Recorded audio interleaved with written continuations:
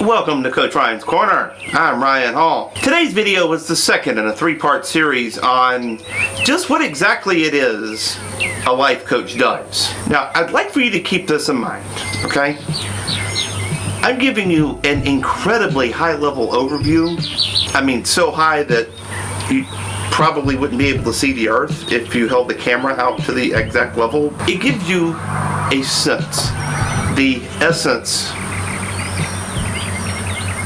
of exactly it is that we do. A quick recap: your essence is who you're being when you're at your strongest, most comfortable, and your most empowered. Think of it like a coin, like a giant coin that is not in my hand.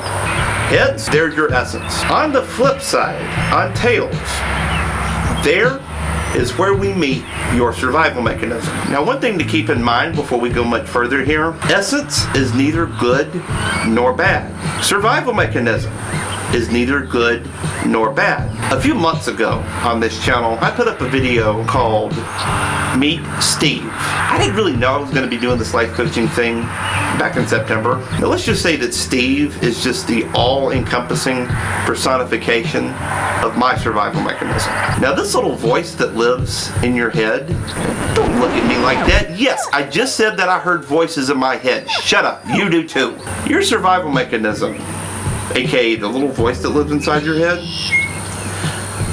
was really cultivated at a very young age.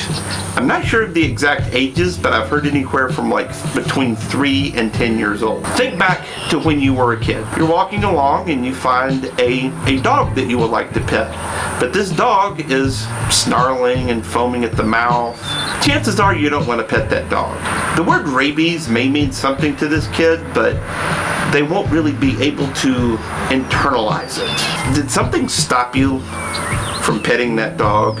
It was either a parent or family member who got onto you: that's not safe, you don't need to do that. There may be a little voice in your head telling you not to do it. If it was the little voice, there's your survival mechanism. How many of you have ever put your hand on a hot stove?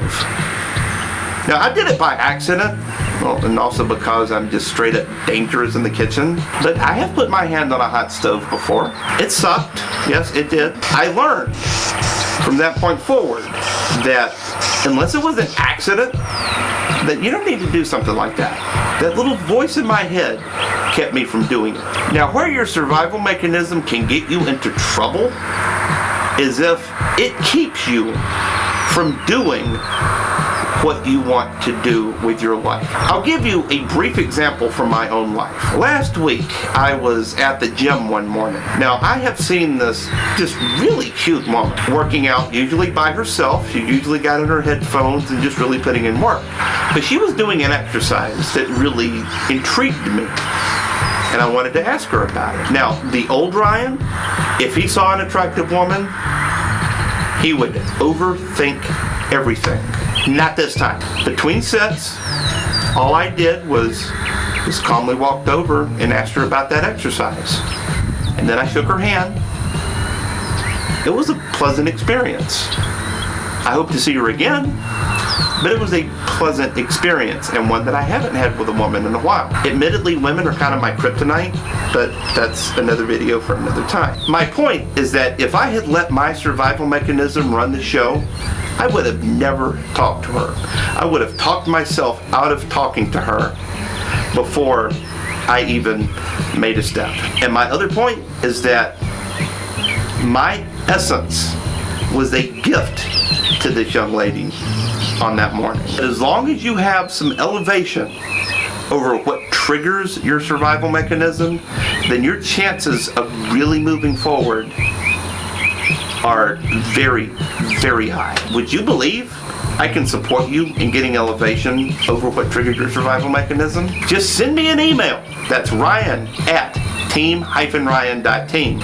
I'd love to support you, and I'd love to keep this conversation going. Next week on this program, we're going to go and do a brief description of just what exactly is ontology. No, not oncology. This has nothing to do with cancer, but ontology.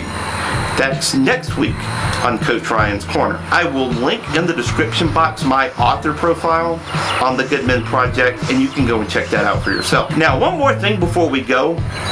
Keep in mind that I am a writer first and foremost, and I'm in the process of beginning my next book. And I'd love to take you behind the scenes a little bit and just show you a little bit of my writing process. I'm not going to tell you what the book is about. You're going to have to buy it to see. Starting soon on this channel is going to be my new series, Write with Ryan Hall Writes.